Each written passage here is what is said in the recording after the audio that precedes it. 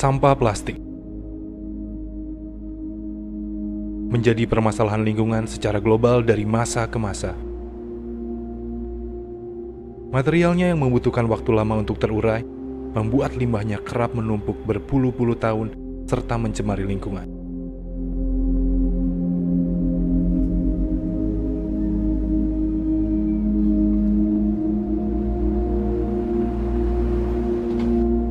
Dari data Jampek pada tahun 2015, Indonesia sempat menempati peringkat kedua penyumbang sampah plastik di dunia. Sebanyak 10,1% sampah plastik di dunia yang tidak terkelola berasal dari Indonesia. Data Dinas Lingkungan Hidup DKI Jakarta di tahun 2019 menunjukkan sampah DKI Jakarta dalam satu hari bisa mencapai 7.500 ton. 14% dari jumlah tersebut atau sekitar 1.000 ton merupakan sampah plastik yang didominasi oleh plastik sekali pakai. Maka dari itu, kelompok kami akan menjelaskan tentang pengolahan sampah.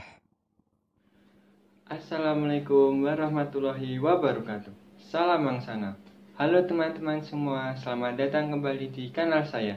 Di video kali ini, saya akan membahas tentang pengolahan sampah rumah tangga menjadi lebih baik dan bermanfaat.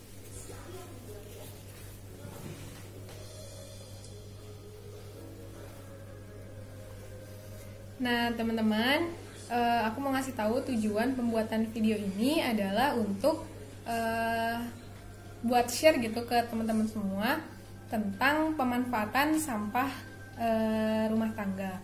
Nah, pemanfaatan sampah rumah tangga ini adalah usaha untuk meminimalisir sampah dan memaksimalkan manfaat limbah rumah tangga sehingga memiliki dampak yang positif bagi lingkungan keluarga dan sekitarnya gitu. Nah, pemanfaatan sampah limbah rumah tangga ini bisa juga untuk menambah perekonomian gitu. Nah, terus sampahnya juga sampah limbah rumah tangganya itu dibagi-bagi jadi sampah organik, anorganik, dan B3. Nah, tujuannya itu adalah untuk memudahkan kita gitu dalam mengelolanya.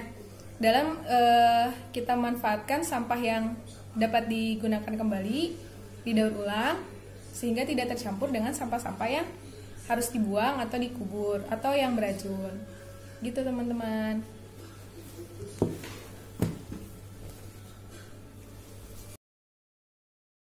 Sampah adalah sisa buangan dari suatu produk atau barang yang sudah tidak digunakan lagi tetapi masih dapat didaur ulang kembali. Sampah terbagi menjadi 3 atau digolongkan menjadi 3. Ada sampah organik, sampah anorganik, dan sampah B3.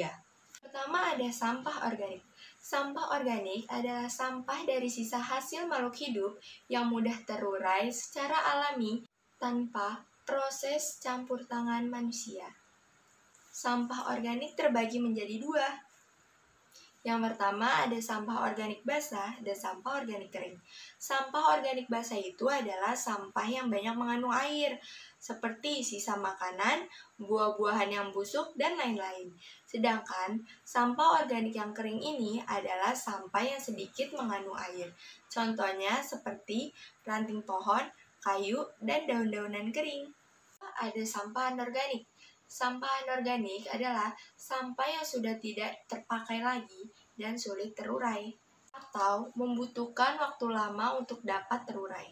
Walaupun sampah anorganik sulit terurai, tetapi sampah anorganik ini mudah diolah. Contoh sampah anorganik itu seperti botol bekas, kertas, kardus, dan lain-lain. Yang ketiga atau yang terakhir ada sampah B3. Sampah B3 adalah sampah yang di dalamnya mengandung zat berbahaya dan beracun. Contoh dari sampah B3 yaitu baterai bekas, neon atau bohlam bekas, wadah kosmetik, dan lain-lain.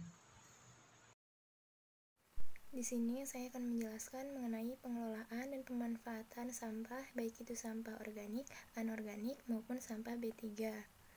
Pengelolaan sampah rumah tangga bisa dikelola melalui berbagai cara dan juga bisa dimanfaatkan untuk berbagai hal. Pengelolaan sampah itu sendiri terdiri dari 4 prinsip. Yang pertama yaitu reduce atau mengurangi. Dengan mengurangi penggunaan dan konsumsi terhadap barang jadi, kita bisa mengurangi sampah yang dihasilkan. Lalu yang kedua yaitu ada reuse atau memakai kembali. Sebisa mungkin kita dapat memakai kembali barang-barang yang masih bisa kita gunakan. Lalu yang ketiga yaitu ada recycle atau mendaur ulang. Kita harus bisa mendaur ulang sampah-sampah yang masih bisa digunakan, seperti contohnya pada botol plastik yang bisa kita jadikan untuk pot tanaman. Lalu yang prinsip yang keempat yaitu ada replace atau mengganti. Usahakan kita dapat memilih barang yang dapat digunakan untuk beberapa kali pemakaian. Kita harus bisa mengganti barang-barang yang hanya bisa digunakan untuk sekali pemakaian saja, dan kita harus mengganti barang-barang yang sulit untuk didaur ulang. Berdasarkan prinsip tersebut, pengelolaan sampah rumah tangga bisa kita kelola dengan cara dikubur, dibakar, maupun didaur ulang untuk dijadikan barang yang dapat digunakan kembali.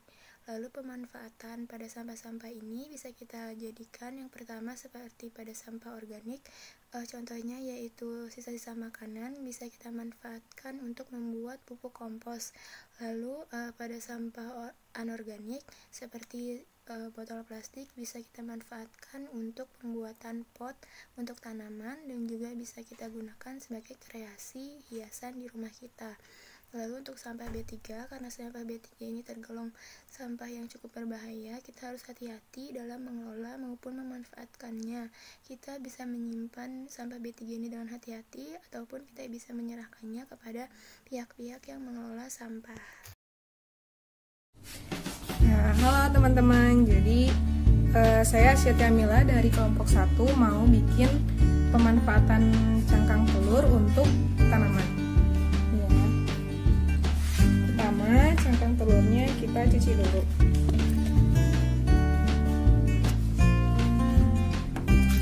Cuci dulu ya sampai bersih.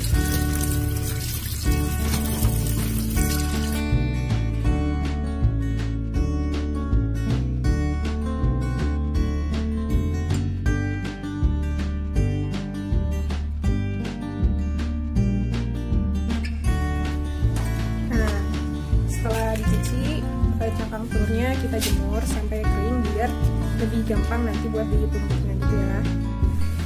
Nah ini yang udah keringnya ya guys. Jadi habis dikeringin tinggal kita hancurin, dibikin sampai jadi bubuk. Terus kita buat taburin di tanaman kita. Fungsinya itu adalah untuk mengusir hama, dan juga nanti ketika terjadi pembusukan akan membantu tanah menjadi lebih subur. Ini bisa buat masker juga loh. Kita hancurin dulu ya.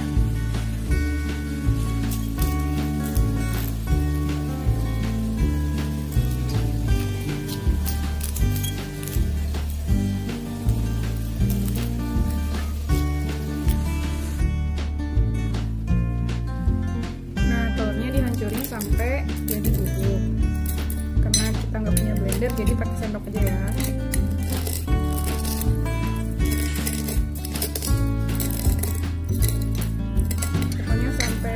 Halus mungkin.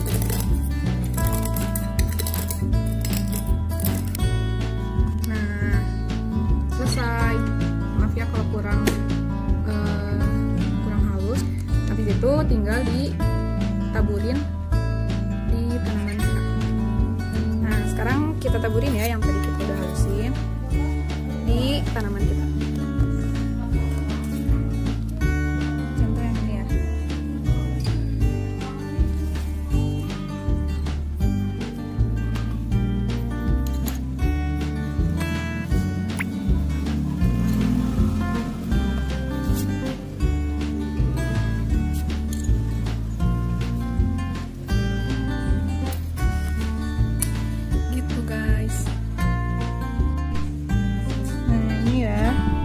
Yang udah ditaburin.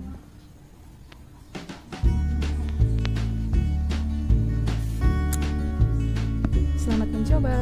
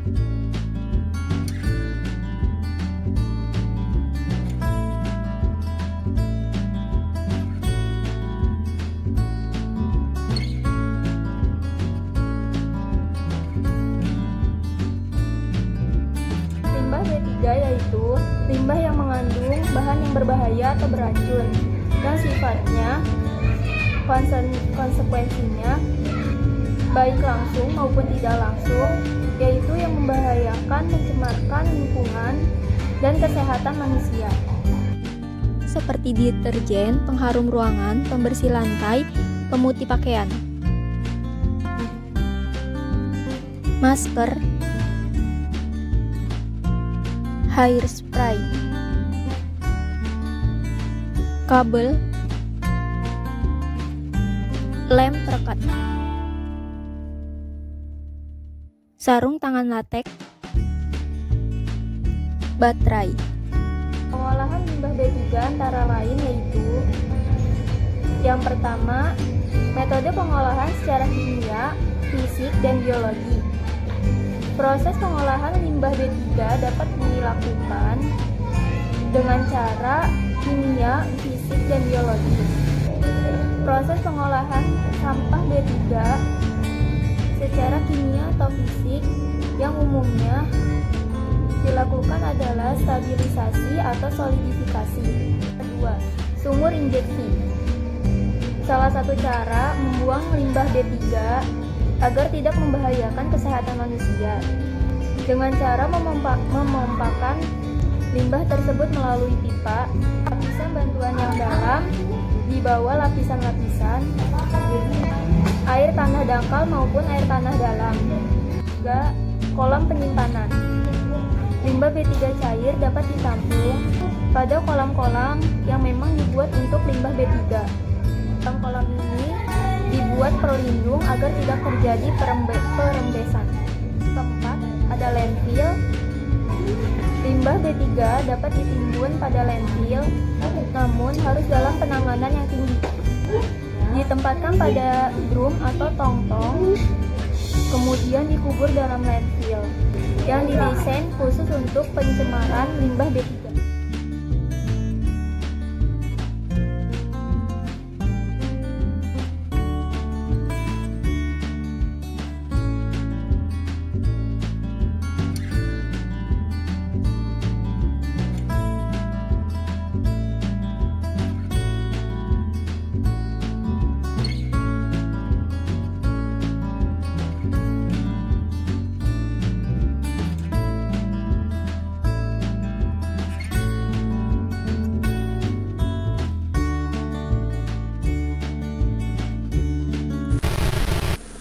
Sebagai mahasiswa dan generasi muda, kita bisa menyelamatkan lingkungan kita dengan hal-hal kecil seperti membuang sampah pada tempatnya dan memanfaatkan sampah untuk menjadi barang yang lebih guna dan bermanfaat bagi lingkungan di sekitar kita. Demikian penampilan video kelompok 1 Taman Nasional Tanjung Puting. Bila ada kesalahan, mohon dimaafkan. Wassalamualaikum warahmatullahi wabarakatuh.